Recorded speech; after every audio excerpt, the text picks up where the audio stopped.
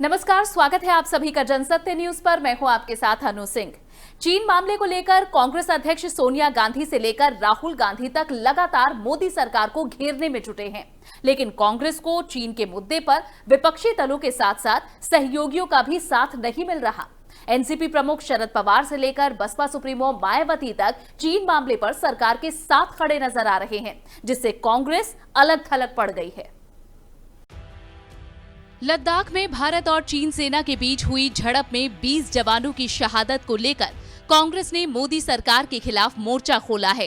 कांग्रेस अध्यक्ष सोनिया गांधी से लेकर राहुल गांधी तक लगातार मोदी सरकार को घेरने में जुटे हैं, लेकिन कांग्रेस को चीन के मुद्दे पर विपक्षी दलों के साथ साथ सहयोगियों का भी साथ नहीं मिल रहा।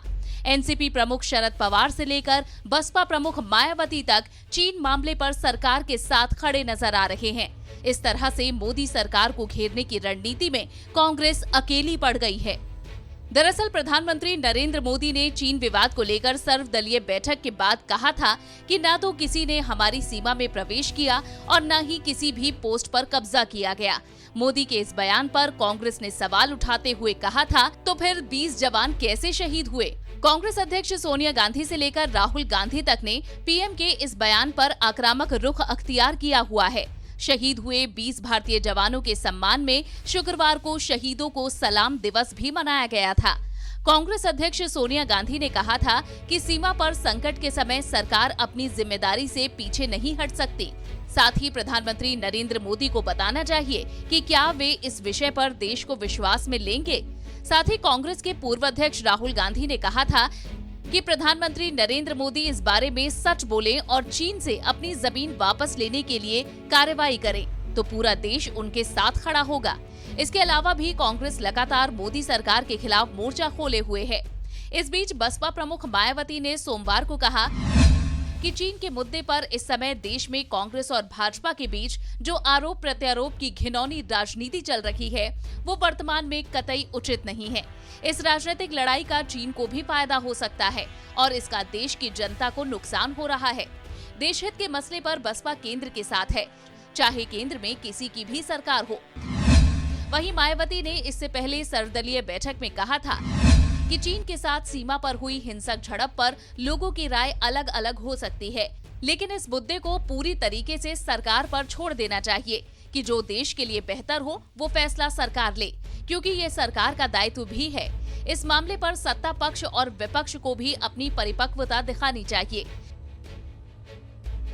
कांग्रेस के सहयोगी दल एनसीपी प्रमुख शरद पवार भी चीन मामले पर मोदी सरकार के साथ खड़े हैं। शरद पवार ने कहा कि हम नहीं भूल सकते कि 1962 में क्या हुआ था। चीन ने हमारी 45,000 स्क्वायर किलोमीटर जमीन पर कब्जा कर लिया था। ये जमीन अब भी चीन के पास है, लेकिन वर्तमान में मुझे नहीं पता कि चीन ने जमीन ली है या नहीं। मगर इस पर बात करते वक्त हमें इतिहास याद रखना चाहिए। राष्ट्रीय सुरक्षा को लेकर राजनीति नहीं करनी चाहिए। शरद पवार ने कहा कि ये किसी की नाकामी नहीं है। अगर गश्त करने के दौरान कोई आता है तो वे किसी भी समय आ सकते हैं। हम ये नहीं कह सकते कि ये दिल्ली में बैठे रक्षा मंत्री की नाकामी है। उन्होंने कहा कि मुझे अभी युद्ध की कोई आशंका नहीं दिखती। चीन ने जाहिर तौर पर हिमाकत तो की है, लेकिन गलवान में भारतीय सेना ने जो भी निर्माण कार्य किया है वो अपनी सीमा में किया है। इससे पहले भी पवार ने नसीहत देते हुए कहा कि चीन सीमा पर सैनिक हथियार लेकर गए थे या नहीं, ये अंतर्राष्ट्रीय समझौते द्वारा तय होता है। हमको ऐसे संवेदनशील मुद्दों का सम्मान करना चाहिए। इसे राहुल गांधी के बयान से जोड़कर देखा गया था। सपा प्रमुख और यूपी के पूर्व सीएम अखिलेश यादव भी चीन मामले पर मोदी सरकार के साथ खड़े नजर आए।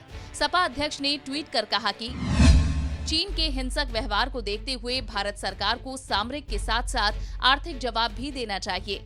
चीनी कंपनियों को दिए गए ठेके तत्काल प्रभाव से निलंबित होने चाहिए और चीनी आयात पर अंकुश लगना चाहिए। सरकार के ऐसे किसी भी प्रयास में समाजवादी पार्टी देश हित में सरकार के साथ है।